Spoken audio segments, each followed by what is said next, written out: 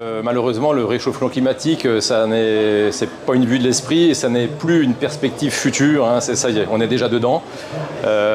Et particulièrement dans le grand quart nord-est de la France, dont fait partie la Bourgogne-Franche-Comté, puisque c'est dans notre région qu'on a observé les plus forts déficits hydriques ces dernières années. C'est-à-dire que c'est là que le réchauffement en fait, est le plus fort, le plus violent, et on peut le mesurer de manière très concrète avec les dépérissements massifs sur plusieurs milliers d'hectares d'épicéas communs qui sont victimes donc, de la prolifération d'un petit insecte qui s'appelle le scolite. Et clairement, c'est une conséquence du réchauffement climatique.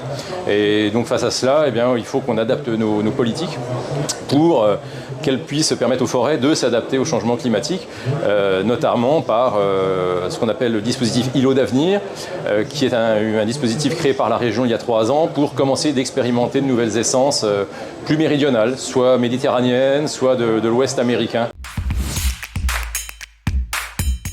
Il faut bien se garder de toute solution radicale, parce qu'il y a certains acteurs forestiers qui disent qu'il faudrait dès maintenant raser les forêts existantes pour tout de suite planter des essences méridionales. Ça, moi, ce n'est pas mon point de vue. Je ne partage pas cette approche. Moi, je pense qu'il faut être très très prudent. Il faut d'abord, tant qu'un arbre ou une forêt sont en bonne santé, il faut les garder précieusement. Parce qu'on sait que la diversité génétique, la biodiversité, permettra à un certain nombre d'arbres, malgré tout, de s'adapter au changement climatique. Certains mourront, d'autres survivront, donc il faut préserver l'existant.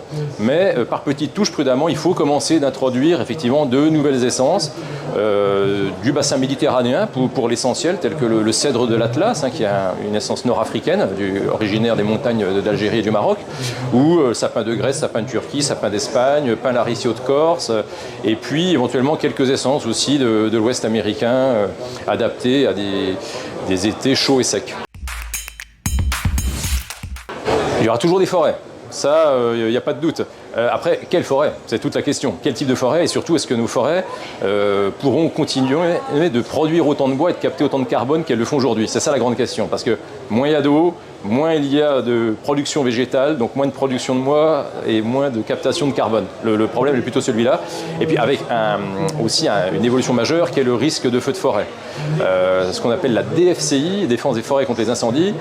C'était une problématique qui jusqu'à maintenant était purement méditerranéenne, mais maintenant en Bourgogne-Franche-Comté, ça devient une nouvelle donne qu'on doit intégrer dans notre politique forestière, c'est-à-dire d'abord de la prévention et information, augmenter les routes, les dessertes forestières pour rendre les forêts plus accessibles à la fois pour la surveillance mais aussi pour la lutte contre les incendies quand un incendie survient. Et puis ensuite, quand la forêt a brûlé, la reconstituer, voilà, c'est tous ces moyens qu'il faut mettre en œuvre.